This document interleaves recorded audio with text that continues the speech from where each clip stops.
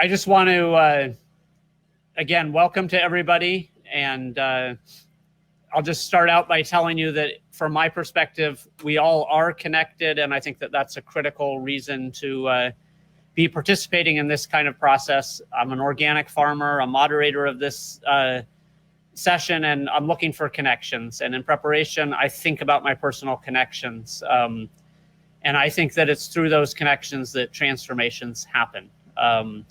I'm going to give you a brief introduction of myself, and then the panelists are going to each introduce themselves. So I grew up on a small farm in Oregon. As an undergraduate in the university, I worked at the Northwest Coalition for Alternatives to Pesticides. I actually, one of my big projects was the first draft of a document titled Inert Ingredients in Pesticide Formulations. I went to graduate school. I became the International Projects Manager at Rodale Institute in Pennsylvania. And then 20 years ago, my family decided and we settled on a small diversified farm, organic farm in Kona, Hawaii. And about 10 years into that, my wife said, why do we maintain organic certification? Because all of our selling, we're a small farm, and all of our selling was directly from our website and farmers market. And I recognize that to be a very good question. And as a result, I was driven and I served on the National Organic Standards Board. In fact, actually, I overlapped. Jay Feldman was entering his second year when I joined. And then I, more recently, since that ended, am now a real organic project farmer. And it's really been good to work with people that are seeking organic standards that make sense for small scale farmers. I really think that that's critical.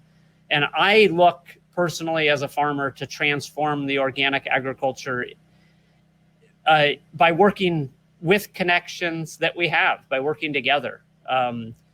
My history did lead me to serve on the Beyond Pesticides board member, as a board member, towards the goal of linking us all.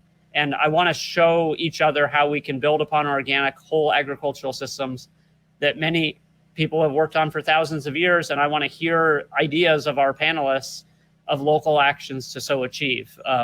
So each of the panelists is going to give us introductions with some basic information.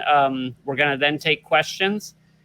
And I have an assistant, Barbara Dole, just so you all know, she's here. And my intention with her is to let the panelists chime in as makes sense to responding to questions when we get there.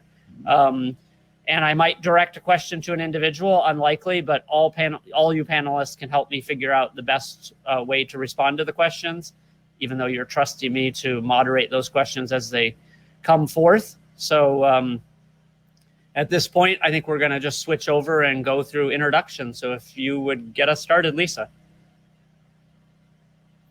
Thank you, Colehour. And hey there, I'm Lisa Arkin. I'm Executive Director of Beyond Toxics. And I'm going to see if I can screen share and just let's see if it works. Give me a second. Yeah, I think I'm going to do it. Let's see. All right. Let me know. Is that working?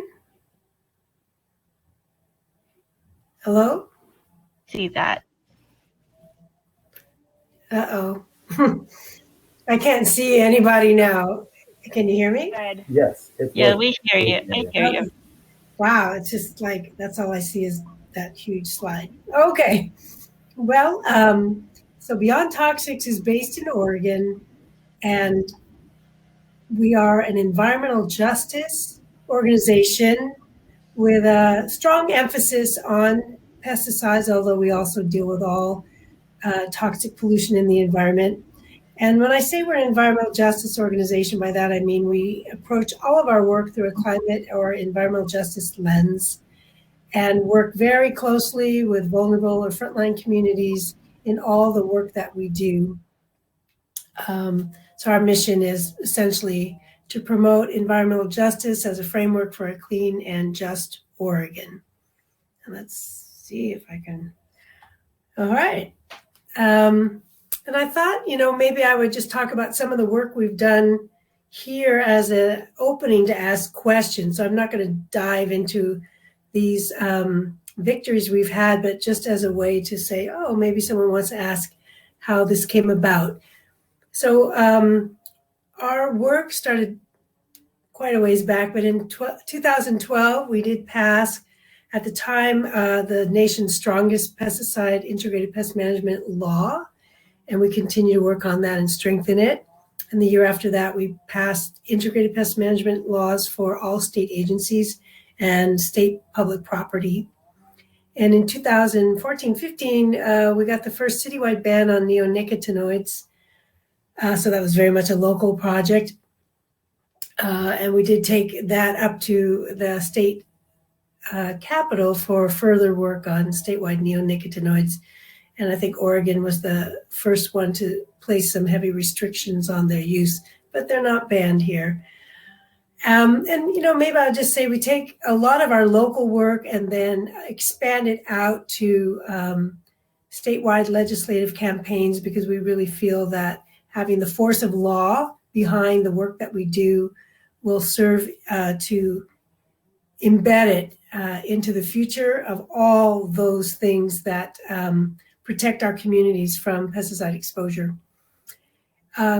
In 2017, we got the state of Oregon to severely restrict aminocyclopyrachlor, which is known as the tree-killing herbicide, also known as ACP, after the roadside use of aminocyclopyrachlor had led to the death of almost an entire swath of old-growth ponderosa pine and killed over 2,000 trees that had to be removed.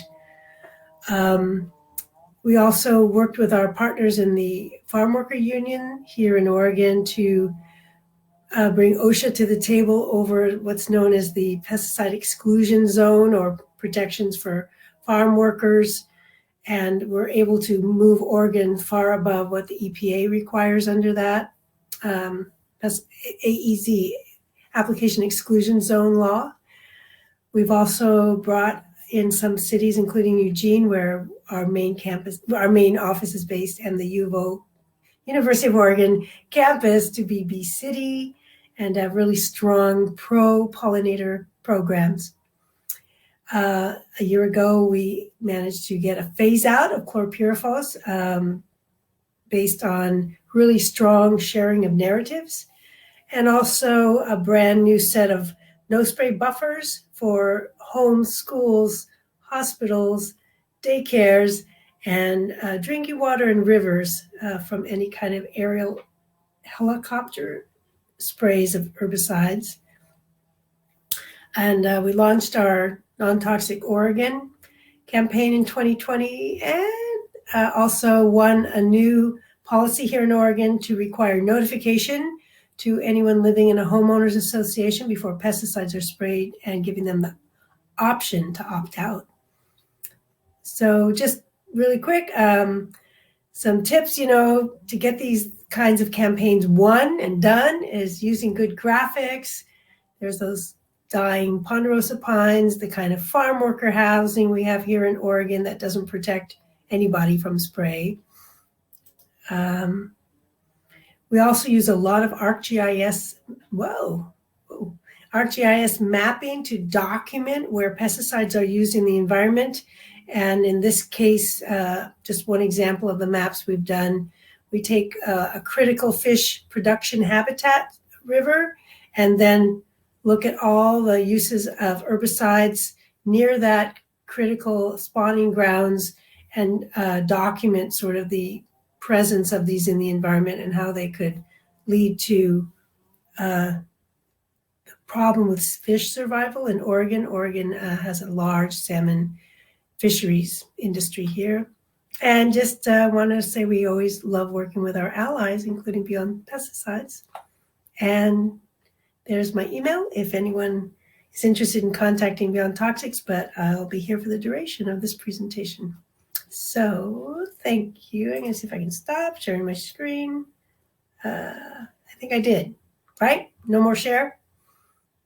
There you have it. I'll pass it over to MacKenzie. Awesome. Thank you so much, Lisa. I will now attempt to share my screen.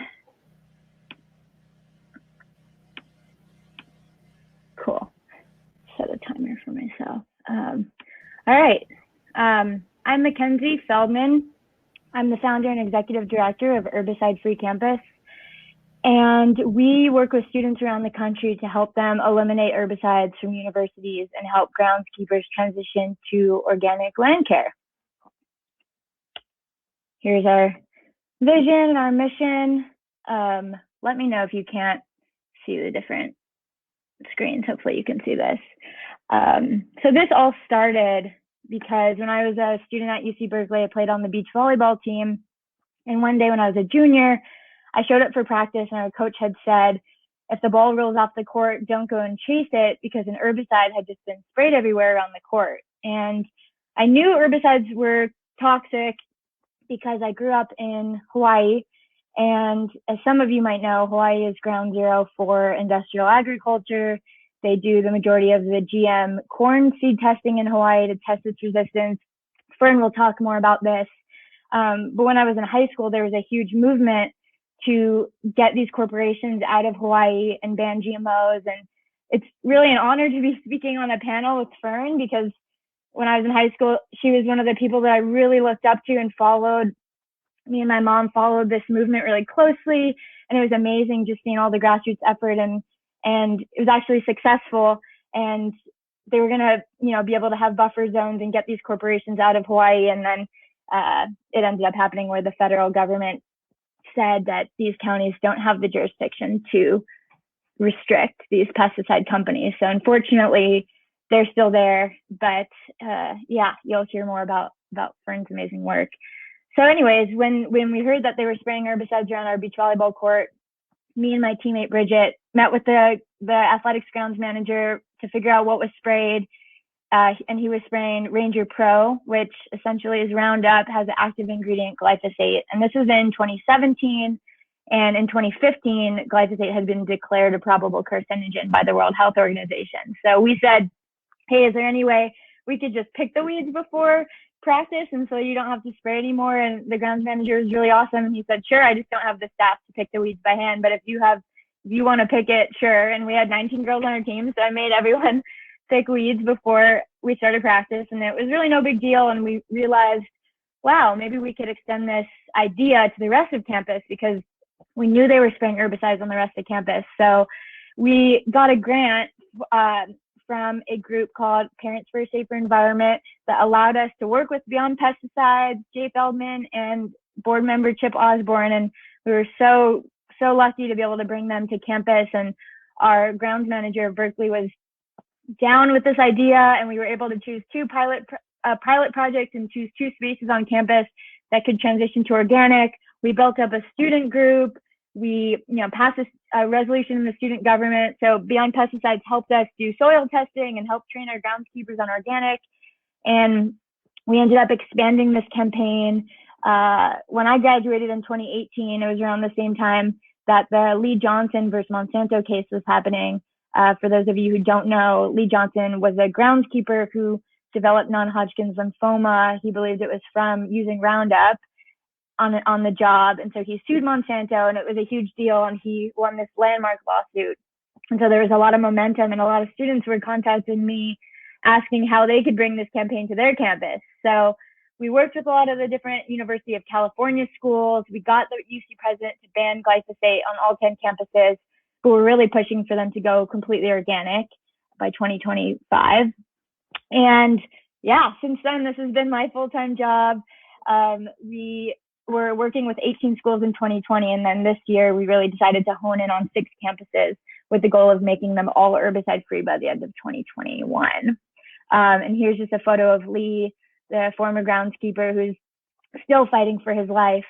And we brought him to Hawaii and worked with a group called the Protect Our Keiki Coalition that Fern is a part of, one of those groups, and it was amazing. And by the end of the trip, after hearing his story, the Department of Education ended up banning herbicides at all Hawaii public schools, which was a huge victory. This is just a picture from our work days.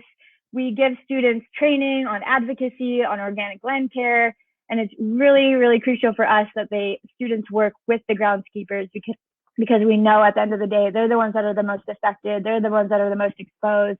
if we're asking them to eliminate herbicides, it might end up being more manual labor for them. So it's really important that we have that strong relationship with the students and groundskeepers. This was just a recent victory where our students at Grinnell in Iowa, they were featured in the paper, and they tore out the lawn and are planting prairie, native prairie to Iowa. And the botanist who was hired for this job was determined to use Roundup, and our students stood up and said, we don't want you to use Roundup to kill the grass. And so they were able to figure out a way to do it without it. It took a lot of wheelbarrows and a lot of manual labor, but it was worth it to not use chemicals. And yeah, this just kind of shows all the intersections of herbicides, a cool graphic that I like. And that's about it. Herbicide-freecampus.org is our website, and you can email us if you want to get involved. And this is specifically, we're working on a campaign right now to get Home Depot and Lowe's to ban Roundup. So you can email me if you're interested in that. And that is that. All right, I will figure out a way to stop sharing now. Thank you. Oh, I forget who I'm turning it over to. If you're next, go ahead and go for it. Well, hi, everybody. My name is Russ Henry, and thank you, MacKenzie and Lisa, for sharing about your work. And I want to say that, MacKenzie, I'm a huge fan. I work on herbicide-free campuses, pesticide-free campuses here in Minneapolis, and so I've been following your work through Facebook, and I really appreciate the awesome work you're doing. So my name is Russ Henry, and together with my wife, Chesney Enquist, who's just over here off camera, being shy, we run an organic landscaping company called Minnehaha Falls Landscaping, and we run a organic gardening company called Giving Tree Gardens. And then we also have an advocacy organization, a nonprofit called Be Safe Minneapolis. And through these organizations, we get to not only touch land, but then educate our clients and the communities that we get to work with through Be Safe Minneapolis. And so we get invited into universities and schools, churches, communities, neighborhoods to talk about soil health and pollinator health, water quality, and carbon sequestration, all surrounding eliminating pesticides and transitioning to organic land management in residential and small commercial settings, and also in municipal settings. And so we've helped the Minneapolis public schools eliminate the use of pesticides throughout their campuses. We did that with the help of Beyond Pesticides and Stonyfield Organic Yogurt Company with their generous grants to the school system. And also with the help of Chip Osborne from Osborne Organics and his help helping the schools transition their ball fields to organic. And so that's the last remaining space they're working on transitioning. They still have 6 of their 8 ball fields where they're using pesticides, but 2 of them are in different organic pilots right now. And they eliminated Roundup throughout the school system, throughout all of the outsides around the fences and in the cracks in the sidewalks. And they got all of the insecticides from inside the building and switched over to botanical products. And so it's really wonderful to see that change. We've also been working at the Minneapolis parks on a similar change, but we had a much different trajectory. So whereas at the schools, we found very willing partners, at the parks, unfortunately, we did not find such willingness. And there was a political organization that was, we found out, influenced by a lobbying organization that's owned by Monsanto, that apparently they have one in all of 50 states to influence parks organizations.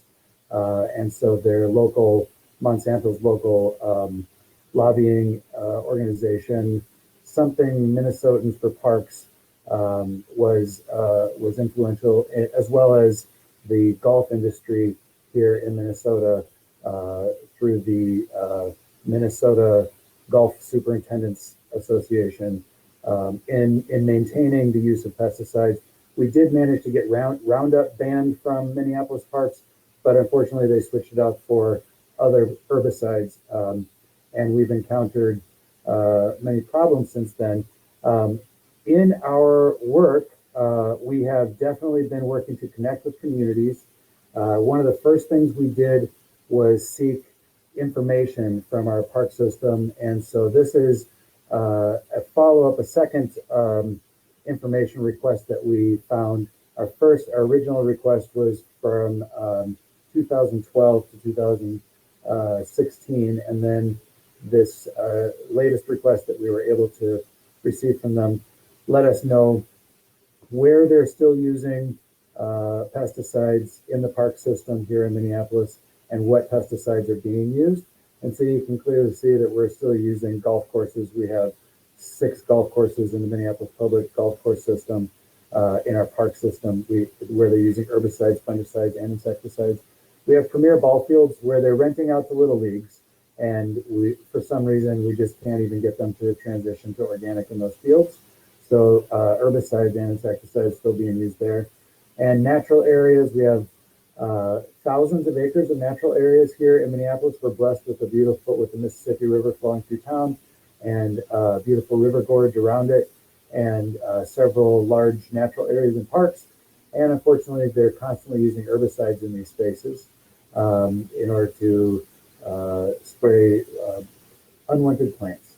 Bodies of water, we have been witness to ponds and lakes being sprayed and being used as dumping grounds for herbicides here in Minneapolis. So unused portions of herbicide sprays have been dumped into bodies of water, and they've sprayed cattails, unfortunately, claiming that the hybridized cattail is an invasive when in fact it's actually a naturalized species that has that is host to many different important native wildlife. And then, of course, we're using herbicides in gardens.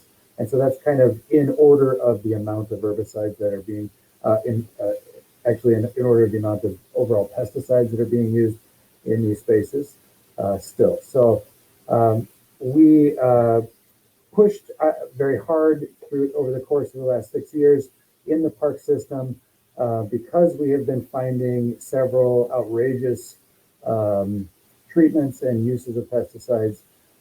In 2019, we had a whistleblower that, that was in 2017 or 2018 that we had a whistleblower come forward who had witnessed pesticide dumping in one of the ponds here. And in that same pond, they had subsequently found a 6-legged frog a few months later. I was subsequently, after I reached out to the local media and this kind of hit the press here, a filmmaker reached out to me and let me know that he had done a horror film on the subject of frog malformations in Minnesota, taking a real life story and turning it into a fictional horror drama. But that was based on a real life story of students finding malformed frogs near spaces that have been treated with pesticides. And he hooked me up with Dr. Pieter Johnson, who's from the University of Colorado, one of the world's foremost frog malformation experts. And along with his advice and with training from Dr. Elaine Ingham that I took for 3 years, which helped me understand anaerobic conditions and what occurs, it is very apparent that what is happening is that herbicides and insecticides are killing the microorganisms in soil and in bodies of water, and then causing causing soil to collapse, so that when rainwater runs over the soil, it's taking nutrient and herbicide and insecticide with it into the local waterways, further doing harm in the microbiology of the local waterways, which then, so we're kind of knocking out the beneficial microbes, and what we end up doing then is creating a space that's ripe for viruses to come in, and it's a virus that causes this malformation in the frogs. But the virus is made, its space is made readily available in the water due to the use of herbicides in either in the water or nearby. Loring Pond is the nearest body of water to downtown Minneapolis, aside from the river. And here we've had 4 treatments over subsequent years to kill herbicides in that particular pond. You can see I took samples of the water there and put them in a microscope, and we found blue-green algae or cyanobacteria throughout the profile of the water there, and that is a toxic bacteria that grows when water is lacking oxygen. It can naturally occur in bodies of water in Minnesota. However, it was the most abundant life form in the body of water when I studied it. I sent that off to several colleagues at different in microbiology at different labs and universities, and had that identification confirmed. And you can see on the far right bottom picture there that what we're dealing with is a pond that gets, now instead of being cleaned because of the cattails that were on the edge, it looks like post-apocalyptic, basically. Then we found in 2019 that the park board here, the Minneapolis Park and Rec Board, violated labeling laws. They sprayed Garlon, a form of Garlon, into a body of water, an oil-based form of Garlon that wasn't supposed to be sprayed into water. They sprayed it right into Minnehaha Falls, which is the namesake of our company, and so that was a real personal blow. And we took that one to the news as well, and then we took that to the Minnesota Department of Agriculture, and they came down so harshly on the park board that they wrote them a letter and told them that they shouldn't have done that. As you can see, we've got in Minnesota maybe a slightly different situation than in some other states. Here in Minnesota, we have a preemption law that prevents any municipality from banning pesticides or doing anything to restrict their sale or use or storage even. And so we have no way in Minneapolis or St. Paul to say no to pesticides. The best we can do is get our school systems to stop using them and get our, and try to get the park system to stop using them. Let's see. So as a part of our work, and both in the landscaping and in our advocacy work, we really aim towards landscapes that grow healthy soil, because healthy soil is really the solution. It's the basis of health for every individual, every animal, and the entire planet. And so we work on landscapes that grow healthy soil. So I'll just quickly go through some of these, and there may be regional variations of forms of these that you're all familiar with that are slightly different than what we have here in Minnesota. But in Minnesota, we really aim for pollinator gardens. So these are pockets of native perennials that people can put in their yards, maybe a 10 by 12 space. Some of our clients are ripping up their entire front yard and changing it over to pollinator gardens. Then we have bee lawns. This is a real kind of a big new push here in Minnesota. It's a low, walkable space that is filled with pollen-bearing plants that feed the bees all through the growing season. And a bee lawn, the way that we have it officially here, designed by the state of Minnesota, will feed over 70 different species of Minnesota native bees. And it contains white clover and self-heal and some native grasses. It's a really wonderful thing, and people don't have to mow it. We're getting a lot of clients switching over to bee lawns. Food forests are a very wonderful, maybe the most robust way to protect pollinators and eliminate pesticides in the landscape. In a food forest, there's no need for pesticides. We have management techniques for eliminating unwanted plants, including non-native species that may be spreading rapidly. So we've developed techniques and worked with other groups locally in parks to develop techniques for controlling species such as buckthorn and garlic mustard without the use of herbicides. And then prairie restoration, including small pocket prairies and meadows.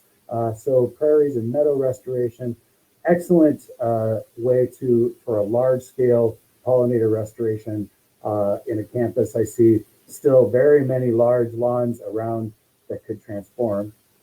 And then we're asking folks in organizations to track these key indicators, which are measuring carbon sequestered in soils over time, the edge of the field water quality testing, bee and pollinator counts through entomologist surveys, soil food web analysis through soil food web labs around the country, and finally root depth. And when we start testing these things in pesticide systems versus organic systems, we're going to see the qualities and importance of the organic systems. Thank you very much. That's all I have for sharing here.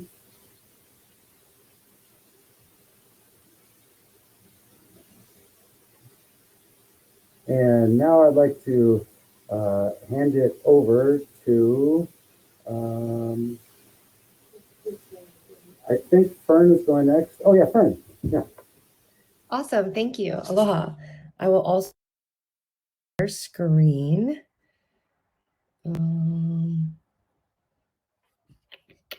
Actually, I'm not sure if that's gonna work. So I'm just going to introduce myself. My name is Fern Ānuenue, Holland, and I was born and raised on Kauaʻi in the moku of Puna in the ahupua'a of Kapa'a on the island of Kauaʻi.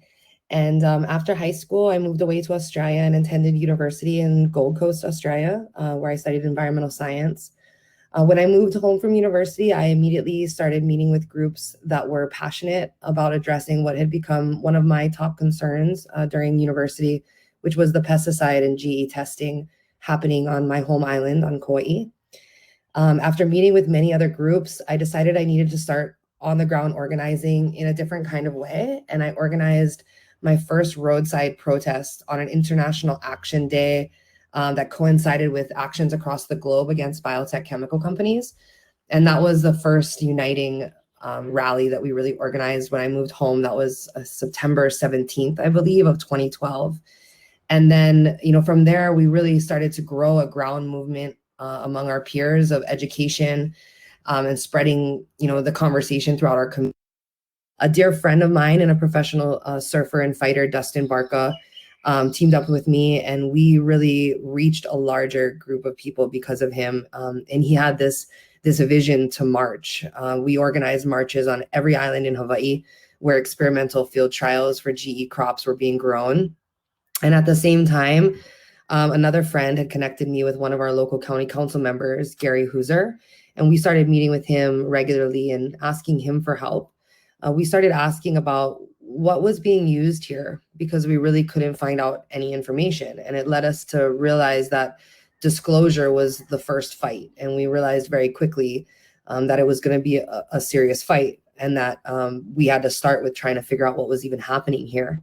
So we organized a working group of people and we developed a county bill, which became known Bill 2491.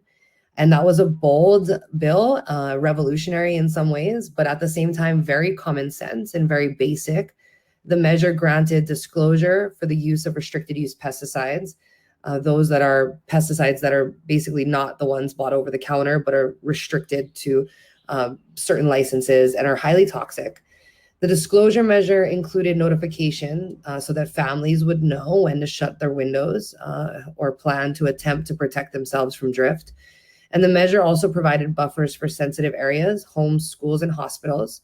The measure also required an independent environmental assessment of the industry, basically to look at what the impacts were to these large land areas being used for agrochemical biotech experimentation and what those impacts were to our environment and our communities. The documentary Poisoning Paradise actually follows this, what I call the epic battle of 2491, which ensued in our county. The county bill was eventually passed in what seemed to be a huge win against major corporate chemical interests in our community and was one of the first of its kind. About a month or so later, our bill was vetoed by our then mayor. And then the veto was about a month later overturned by our county council. And later, 2491 was officially passed into law. A few weeks later, our county was sued by the largest chemical companies in the world. Our entire county was basically sued by the corporations to stop Bill 2491 from becoming law. And eventually the Ninth Circuit Court of Appeals, as MacKenzie mentioned, we lost that measure when that and other bills that our counties had passed were thrown out under the gauze of preemption, and our ability to basically pass bills related to pesticides was removed entirely as counties. So for years, we continued to keep the pressure on. We continued to communicate our concerns. We shared stories from impacted members. We fought on the state and county level and pushed for transition of our local food supply to sustainable regenerative ag. And although some of our most meaningful legislation was overturned, we have noticed that the industry continues to retract here in Hawaii. We had one significant win in 2018 on the state level when we passed Act 45, which provided a start to disclosure, a statewide disclosure of restricted use pesticides. It gave us a 100-foot buffer zone around our schools during school hours, arguably not a lot and not enough. And made us the first state government in the United States to pass a bill banning chlorpyrifos, which we've tried to work on the federal level as well. We continue to fight and continue to organize in our communities against the pesticide exposure and in other ways. I later ran for State House of Representatives in 2016 and started becoming much more involved with local politics and intertwined issues that really impact our community and environment. I now work as a community organizer with Hawaii Alliance for Progressive Action, whose mission is to basically catalyze change in Hawaii and move our systems toward valuing people and environment over corporate profits, particularly these chemical corporations, corporate profits. You can check us out at hapahi.org, that's HAPAHI.org. And to get a better understanding, like I mentioned, of the county battle of 2491 and our community efforts and uprising against the largest chemical companies in the world, I definitely recommend watching Poisoning Paradise, the movie. It's available on iTunes, Amazon, YouTube, and Google Play. I think maybe other platforms as well. But I definitely would recommend that. It gives a great visual, in-depth understanding of what our community went through and what we continue to do today. So thank you so much, and I will pass it over.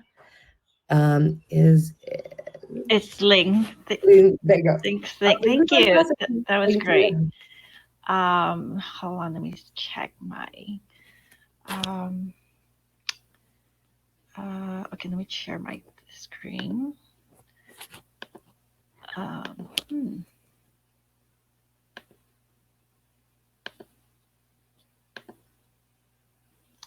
Well, I'm not sure how.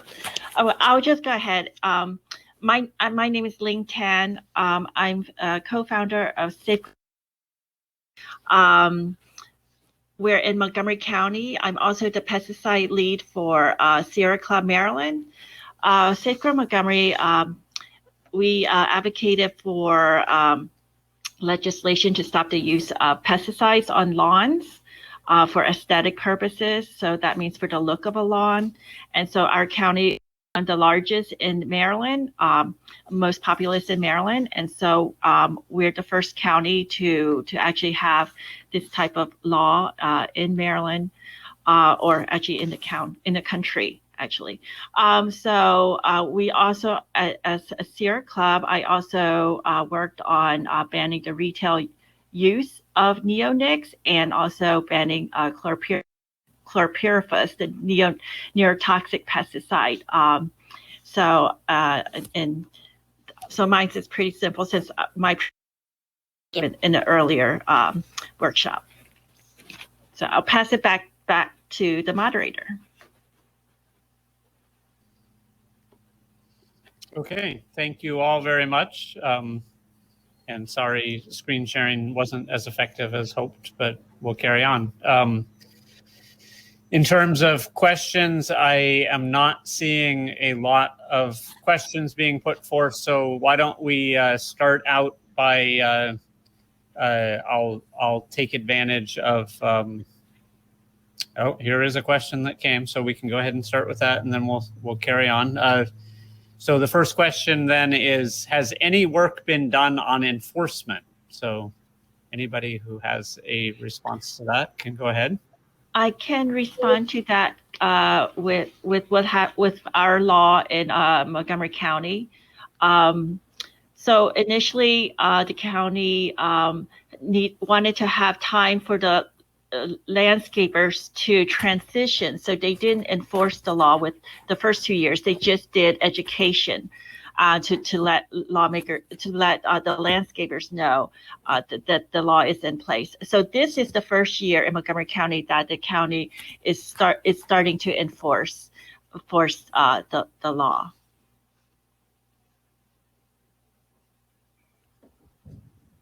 I can add to that a little bit. For Kauaʻi County,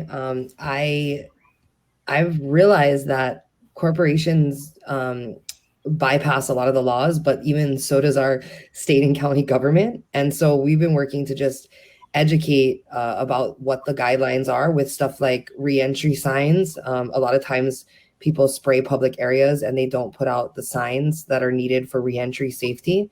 And we've been trying to get basic enforcement, and we've realized that a lot of the mechanisms that would enforce a lot of the laws that are meant to protect us and arguably are not adequate are just not enforced, and there's not the funding to enforce them. So it's to me, it's really concerning. Even within the county government, I've been working with people in the government that really care to try to update their operating procedures, because they're not even really following their own state laws and don't even realize that there's certain things that are happening that are being done. So how can they enforce the laws when they're not even really enforcing it within their own state and county governments?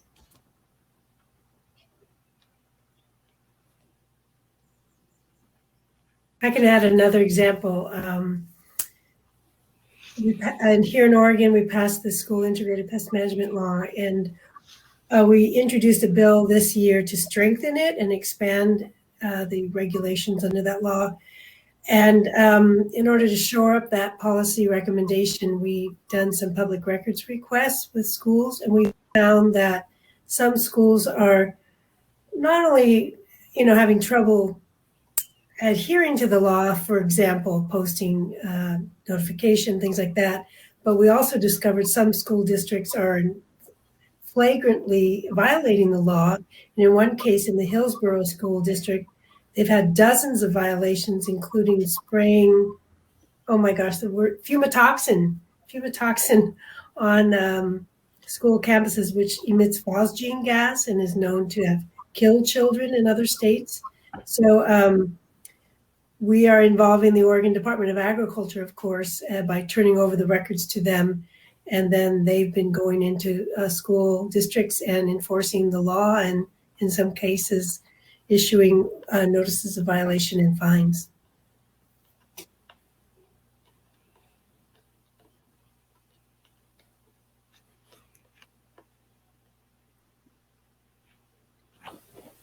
I don't know. I'll just add on enforcement that the laws here statewide are so weak, and enforcement is essentially non-existent, even when there are flagrant violations. The most that I've ever seen happen is a letter being written from the Department of Ag saying that the violation occurred. And then I see the next question there about since we know that elected officials often ignore the will of those that they serve, how many of you considered running for elected office or recruiting good candidates? And in 2017, I ran for Minneapolis Park Board. We have an independent park board that's independently elected, and I ran citywide, which is very difficult to do unless you're backed by big money, which I was not. And so while I managed to get the Democratic nomination here, I did not win citywide. We had someone come in with Republican money that got a Green Party endorsement, and then fought me as I tried to change over the last 4 years to help the parks change away from pesticides. And I did recruit as well in that election, and so I actually recruited a winning slate, and then they all turned their backs on eliminating pesticides. The only thing they did was get rid of Roundup.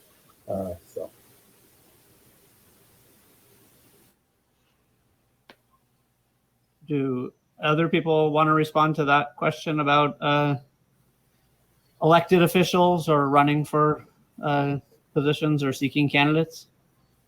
Fern, you commented, I think, on that. Yeah, I was responding to Veronica's additional I see. as well. But yeah, I'll comment on that as well. I mean, honestly, like with Hawaii Alliance for Progressive Action, one of our platforms is to really kind of shape people or give people that are already like interested in running and being a leader in their community or interested in being involved in local politics, the skills that it takes to be able to do that, because it's not very simple. Like, I mean, I went through the first cohort of the Kuleana Academy, and, you know, that was part of the education I really needed to run a campaign when I decided to run for the state house. And I think like a lot of people, there's a huge amount of apathy, like at least here in Hawaii, there's a huge amount of apathy with elected anything and voting and running, and there's not a lot of involvement. And so, you know, it's about replacing those people in office rather than trying to like convince them to serve the community. I think, in my personal opinion, I mean, I think there are ways to, you know, bring people to the point where they understand and are driven to create change. But I feel like it's a much more efficient path forward to replace some of the people that just have a different worldly principles with people that are progressive, more educated on the topics that matter to our communities and environmental issues particularly. And so through the HAPA program, Kuleana Academy, we kind of do this program that teaches you how to run for office and try to inspire more advocacy in that way, more people involved in that way, or, you know, supporting other people that run. In a lot of our offices locally, there's not even really another choice on the ballot. Often there's only one person running for a seat and there's not even another choice. And so sometimes it's about having that additional choice and having that conversation. You know, recruiting good candidates comes from like natural born leaders, but then giving them the skills of like, how do you actually, you know, run? What do people do when they run for office? How do you file the paperwork? How do you, you know, deal with the ethics commission and deal with, you know, registering and all of those things is a different skill set. And unfortunately, you know, most of us aren't exposed to that unless we go looking for it. So, you know, part of my recommendation is to really, like what we like to say, huli the system or flip the whole system, and just get people in to elected office that are gonna do what we believe that they should be doing and represent the community, rather represent corporate interest. And what we see in Hawaii is a lot of backyard kind of house of cards corruption I see in the state government anyway. I just wanted to add that one of the students we work with at Grinnell College in Iowa, he ran in his county as soil and water commissioner, and he won. So that was super exciting because that position has always been held by a conventional farmer. And so the skills that he learned with Herbicide-Free Campus to eliminate pesticides at his campus, he's really interested in expanding that to his county. So I think for us, yes, we're teaching students to eliminate herbicides from schools, but it's really just about youth empowerment and realizing students have so much power. And when you realize you can make a change, you're unstoppable. I felt that when I was advocating at UC Berkeley. It was like, wow, students, people actually, you can get things done, and then you graduate and go out and really make change. So I think I'm excited. I hope some of the students we work with end up running for office eventually.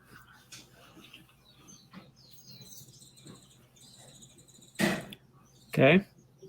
Thank you all. I don't know if there's any other comments from anyone, but so I think I was I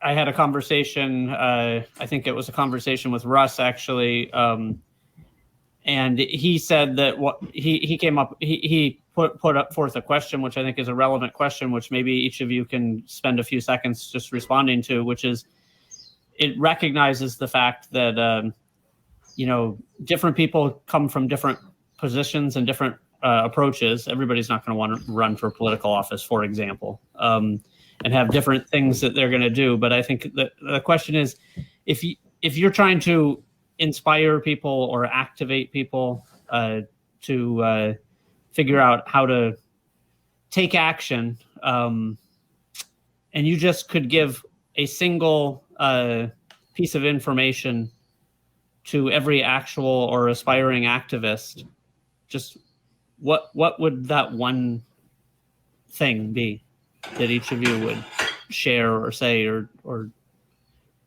put forth?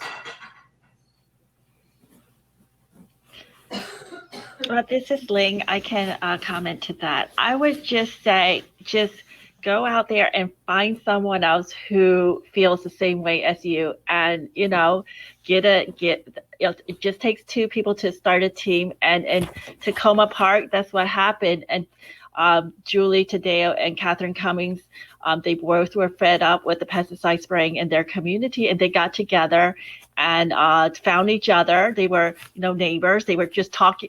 They're just talking to each other. So just keep talking about it and find out who else feels the same way and connect with them. And Julie and Catherine Cummings, they got their city to ban the use of cosmetic pesticides, and they were the first city to do so. So just find other like-minded people, and that's where you get your strength. I would say know your stuff and know it well, and understand what the other side thinks, and understand what kind of rebuttals you're going to be dealing with. Know your information and be very factual and grounded, and don't get derailed by conversations that can take you where the other side wants to take you, into a place where they can dismiss your concerns. So be reasonable, be factual, and really know your stuff and know what to expect, and how to rebut it. I would say come at it with an offer to help. When we first contacted our grounds manager, we said, how dare you spraying these chemicals? We're young women in reproductive age with skin exposed. This is borderline criminal. And that just got us nowhere, probably like 20 emails with no response. And then we changed it up and said, hey, we so appreciate the work you're doing. Can we just meet with you and learn how we can help? And then we got a response in 5 minutes saying, sure, let's get coffee and talk about it. So I think if you can prove that you're willing to commit and maybe help out in some way, whether that's through research, finding money, if this is going to cost more money, helping actually pick weeds, I think that goes a long way and just shows the decision makers that you're committed.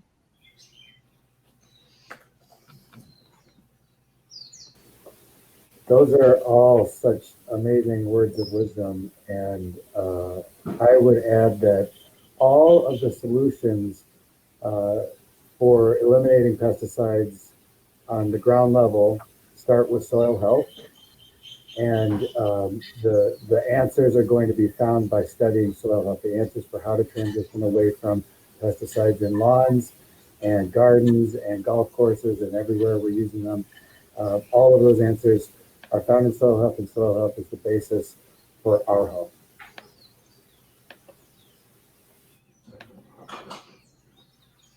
Lisa, did you have a response? More to add.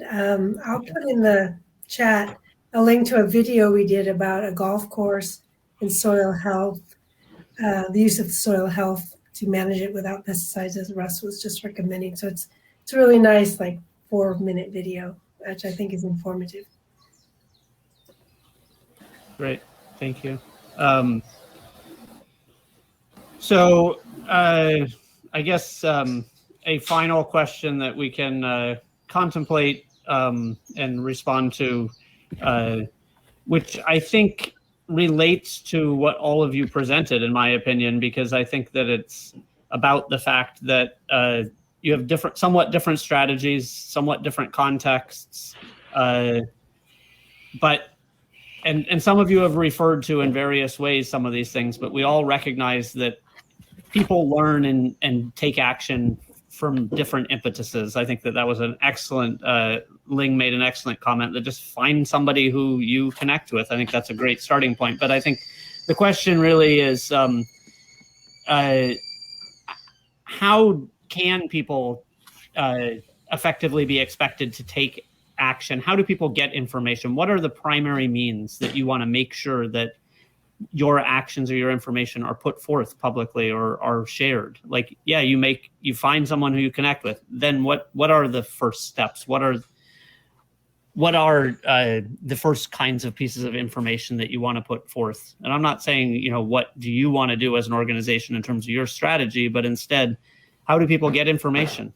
What, you know, what means do you use to put that out there?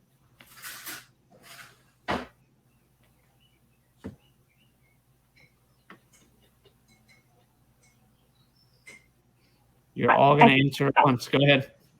I would say, well, first of all, we have an awesome toolkit that Barbara made for us. So if you want the toolkit on how to take action, email me. I think getting your story out there is super important. You know, writing an op-ed, writing a letter to the editor, anything that you can do to tell your story, because it might be great, but honestly, if nobody knows about it, it really, nothing will happen. The only reason we even got a grant to bring in Beyond Pesticides is because I wrote an op-ed in my school paper, and then this group contacted me. So I would say just write your story out there, and then people will come to you who are like-minded, and you'll be surprised how many people support you and want to help you.